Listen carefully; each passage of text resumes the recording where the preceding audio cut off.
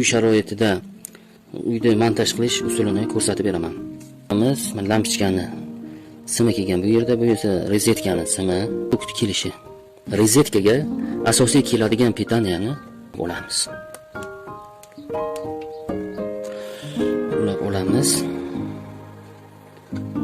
Mana bu asushinani bitta simiga выключательdan keladigan ikkinchi simini ulaymiz.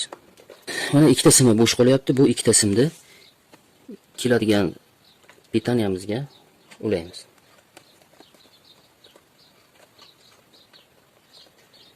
Mana o'rtoqlar, mana ko'rishlaringiz mumkin. Mana oddiy va sodda ko'rinishda. Endi esa o'rtoqlar, buni ishlatib ko'ramiz. Yoqib ko'ramiz. Mana video yoqqan bo'lsa, like va podpisatsiya tugmasini bosib qo'ying.